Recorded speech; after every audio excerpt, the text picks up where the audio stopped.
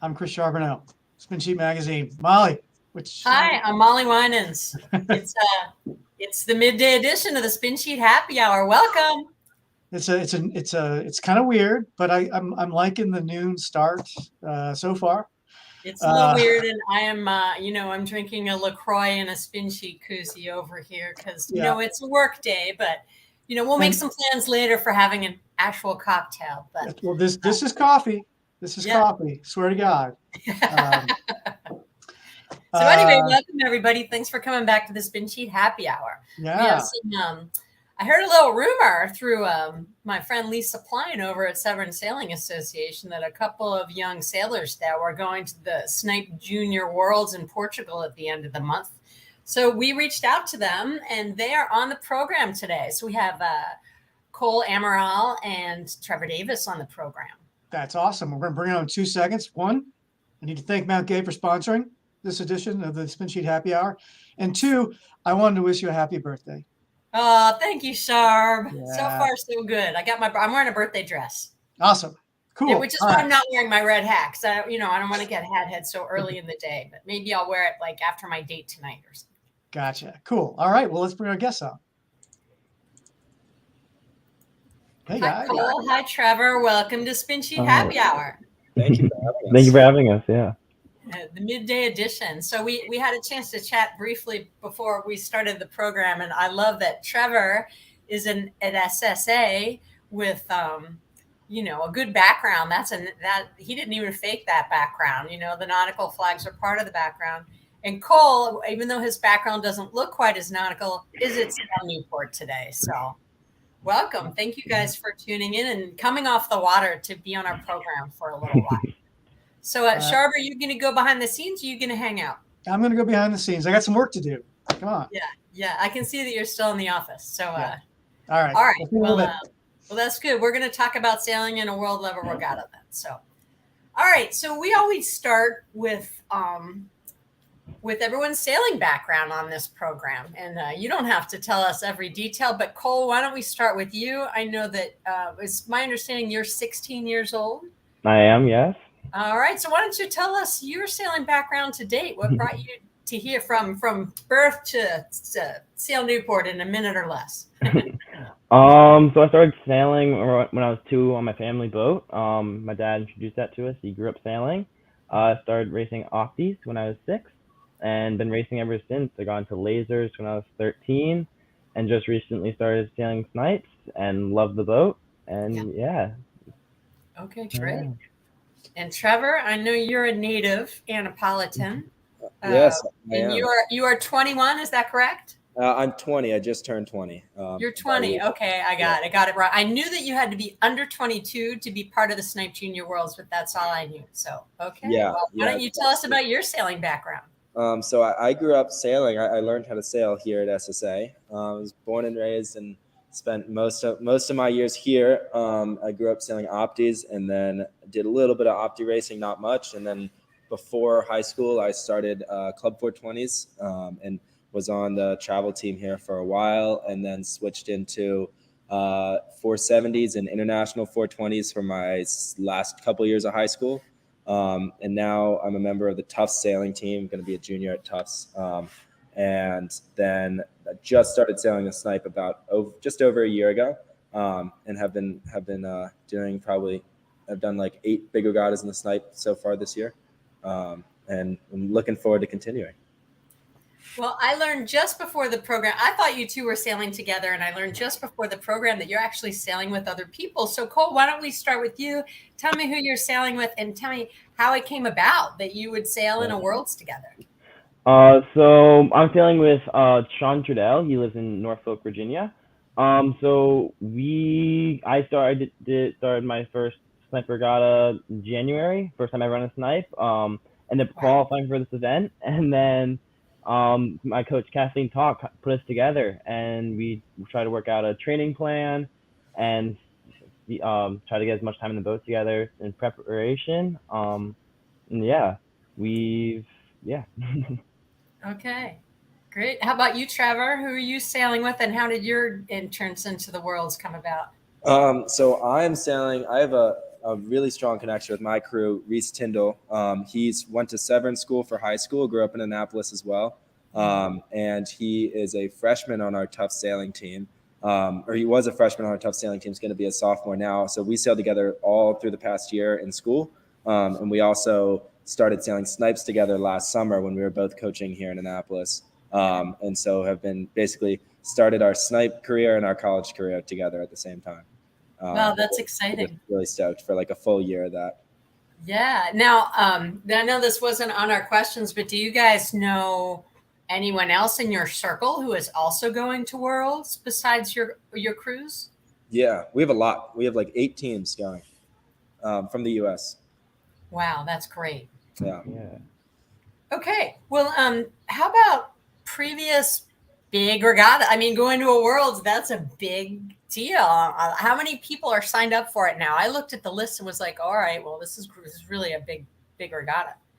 Have you been to big regattas before? Why don't you tell us about the largest regatta you've been to before? We'll start with you, Cole. So this is my first Worlds event. I'm really excited to travel internationally and go sailing. But before that, I would say Opties. I did a lot of big Opti regattas. I think Nationals one year was like 450 boats. That was a pretty big line. But yeah, this is my biggest regatta internationally, and yeah. How about you, Trevor? I want to say 3 years ago, I think it was. I went, in 2019, I went to the 470 Junior Worlds, Wow.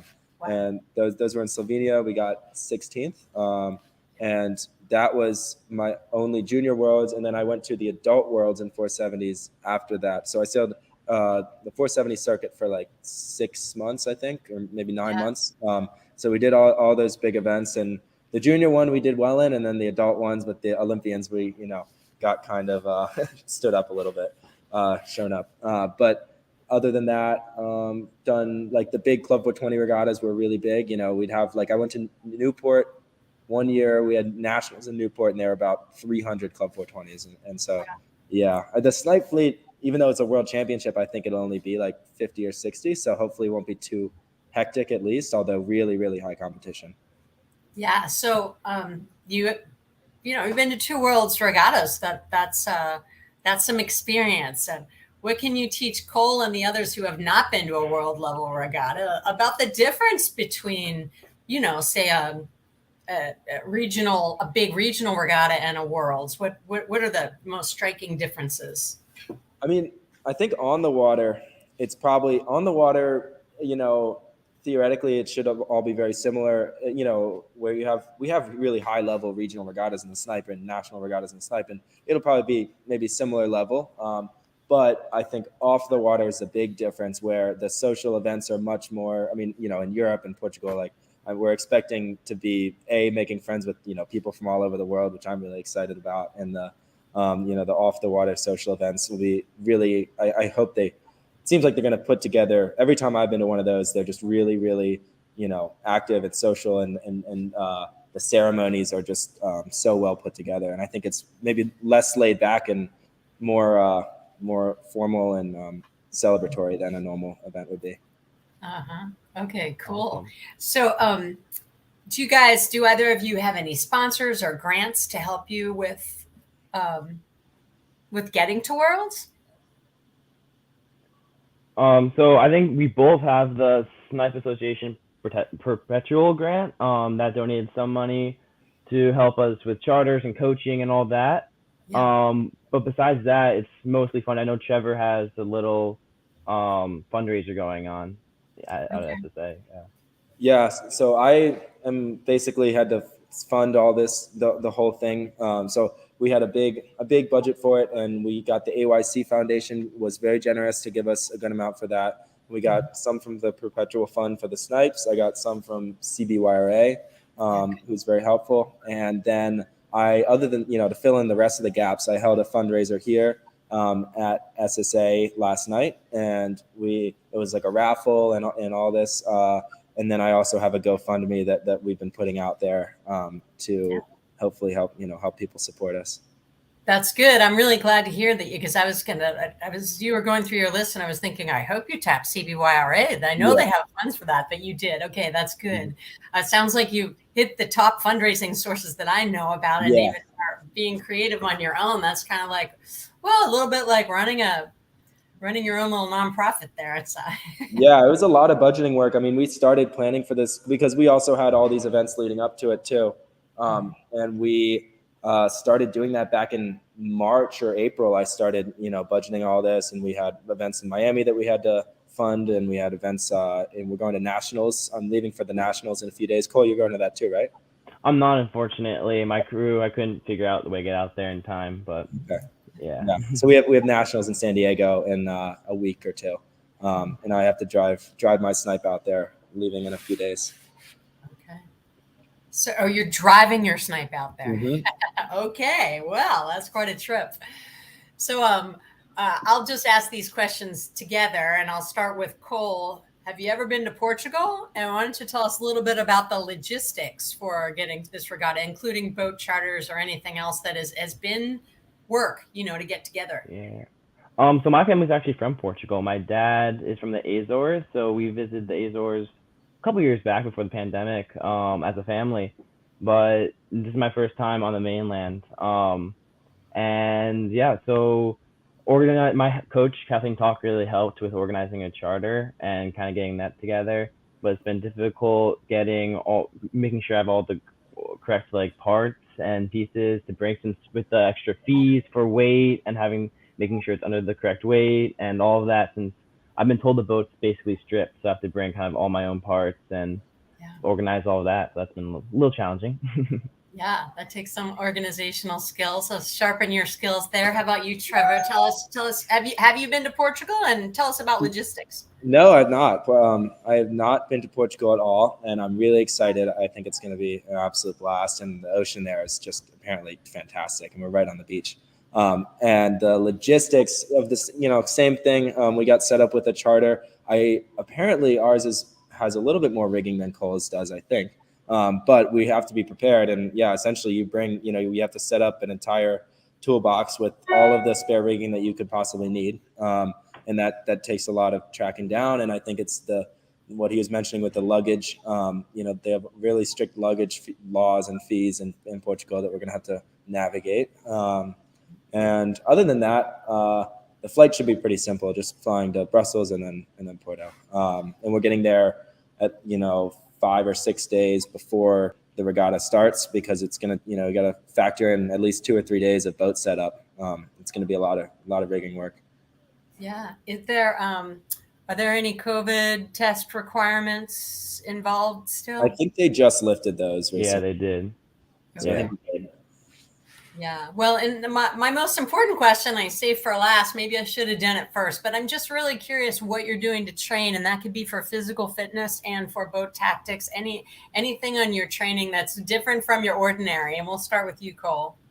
So my crew lives in Norfolk, Virginia, so we don't really get to train as much as we like to, since it's like a 2-hour drive from Annapolis to Norfolk.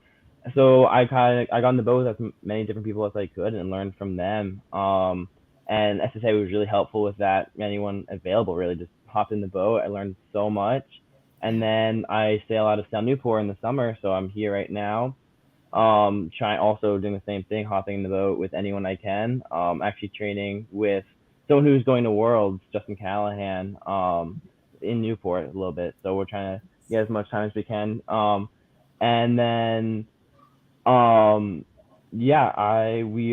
we did a couple of regattas in preparation before that, and we're going to try and train a couple more days before Worlds, but not as much as we'd like, but it is what it is. You can't really do anything about it. Yeah, absolutely. And out of curiosity, how's the weather in Newport today? Tell us the temperature and the wind. Oh, it's stunning. It's 80 degrees, gusting like 20, I think, towards that afternoon. So it'll be a great day to go back out and train. Yeah. Good. Might only be 80 degrees here too, but I suspect it's a little more humid. Oh yeah. It is pretty hot today. So Trevor, tell us about your training program. What might be a little different than your usual? So Reese and I, we sailed in college together all the time. So we do have a lot of, boat time together. But then starting when we got out of school in the beginning or middle of May, we came down to SSA and basically set aside about a month straight between mid-May and mid-June when Reese is coaching up in Maine this summer. So he's able to make the Worlds, but we haven't been able to do a training block. Like very recently, we did a whole month between mid-May, mid-June, just almost every day with some of our training partners. And Cole was out there for a good amount of that too. And we had we had 2 big regattas, one in the spring in Miami and one in the early summer here at SSA. And then also the nationals that's going to be right before to prepare. And physical fitness wise, we kind of realized at the end of our training block that we could have been working out before or after we went sailing, but we just didn't. So we've been doing our best on our own, especially recently, but no real like team workouts or anything organized. Just a normal regimen. Well, I'm excited for you guys. Tell us exactly. It looks like we have a question come in, and I will address that in just a sec. But tell us exactly when this World Regatta is. I don't remember the exact dates. Yeah. I think I'm not. Correct me if I'm wrong, but I think it starts July 27th, and ends August 1st. I may be incorrect, but as Trevor said earlier, we are going to go up a couple of days in advance and get the boats prepared and trained. So we're going to be up there for a solid 2 weeks. Yeah. 2 weeks. I think you're right on the dates. I looked it up yesterday and I just forgot to write it down. Go ahead. That's right. I'm coming in on the 22nd, and then I think measurement is the 27th, and we start racing on the 28th, and then we race until the 31st. Okay. So I think it'll be 4 days. Oh, yeah. Great. So Beth Crabtree has asked the question, will a coach travel with you and coach you and debrief with you when you get off the water each day during the Worlds? This is Trevor. Yeah. We have his coach, his normal coach, she coaches you kind of year round, Kathleen. She's from Miami. She's crews for Ernesto Rodriguez and skippers also a lot of stuff. And she's one of the best snipe sailors in the country that we know. She's offered to come and coach our entire U.S. team at the Junior Worlds, and so she does all kinds of video stuff and debriefing, and I'm in helping with rigging too. So that will be a really, really good resource. Oh, good. Well, I can't wait to hear about your trip. I hope you guys stay in touch and reach out to me and let me know how it went. We'll do a debrief, if not live, in the magazine. And just know that I and the SpinSheet team are rooting you guys on. I have a couple of reminders for sailors about things to sign up for in the month of July, kind of a roundup of what's coming up that I wanted to bring up. There are I don't think there are any one design regattas on here, even though we've been talking about one design racing, but it is July and there's still a lot of good racing out there. On July 9th is the East of Maui Eastport Yacht Club Chesapeake Stand-Up Paddleboard Challenge. I'm doing the challenge. A lot of sailors end up doing it. It's a lot of fun. It happens to coincide with it being the same day for the boomerang race, which starts that evening. So you could actually do both if you were super ambitious. The Chesapeake, the stand-up challenge is at 8. I think the first starts at 8:30 in the morning, and then the evening start for the boomerang race there.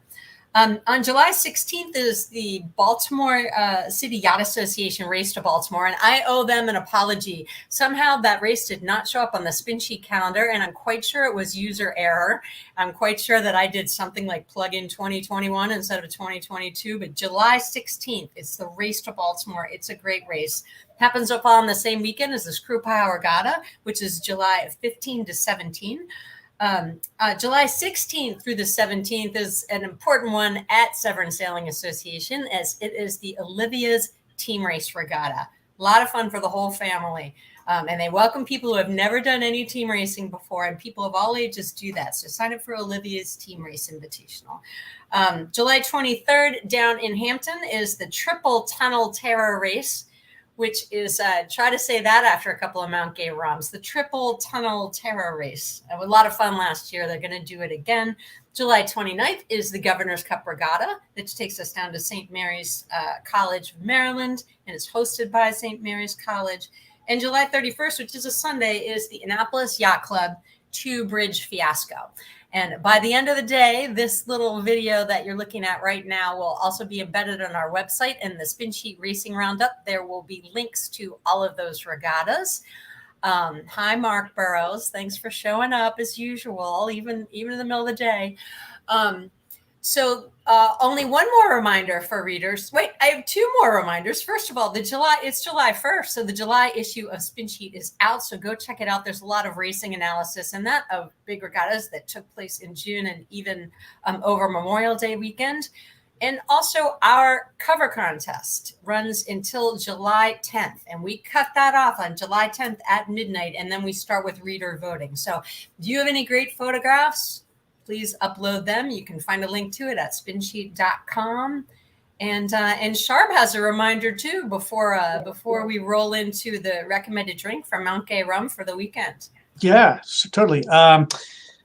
July 26th, 7 to 9, we've got a webinar event. Mark Thornton's going to be doing a special on Chesapeake thunderstorms. This is kind of Mark did a great seminar it was wintertime. But this one is a 2-hour session, 7 to 9 p.m. It's $50. Sign up for it. I've got, you can go to spinsheet.com, obviously, but you can also copy down this link if you write fast enough. Yeah. It's on our homepage. It's on our homepage. There's a picture of a thunderhead, so you'll find it. Yeah. Yeah, absolutely. Mark, that was really an impressive seminar he did last time, because I know anyone who's watching this and anyone who's kind of looking out at the sky today and monitoring the weather knows that we're in the season when we can get something any afternoon. So, in fact, I was on email with Mark just recently, and I said, funny to be on email with you because it seems like there are some storms to the west of us. And he wrote back, ooh, there's some rotation in those clouds. If that hits, it could get interesting. Like seek shelter immediately. Yeah. He's very passionate about weather, and he's really good at what he does. So anyone who wants to learn a little bit more about how to forecast thunderstorms and really know more about it, anyway, sign up for that. And those are the last of my reminders. I just wanted to pop up Trevor's GoFundMe page. Just I appreciate that. Absolutely. And of course, you can just go search GoFundMe and Trevor and Reese, and I think it pops right up. So very cool. Well, thanks, guys. Thanks, Cole. Thanks, Trevor. Good luck to you guys. We're really rooting you on. Thank you for having us. Yeah. All right. We've got a special little movie from our friends at Mount Gay that we're just going to pop up. It's kind of fun. Here we go.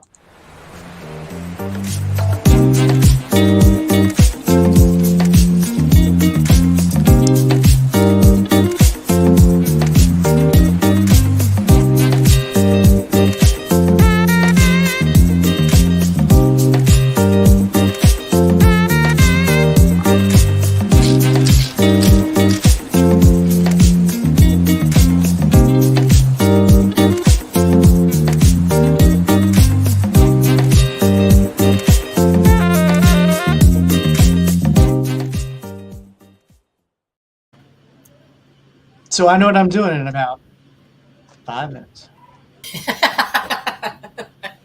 Wait, we have ice cream before. Oh, that's right. All right, guys. Thanks again, and happy birthday, Molly. Thanks for tuning in. Thanks to Mount Gay Rum for sponsoring us. We'll see you next time. Happy 4th of July, everybody. We'll see you next time. Thank you.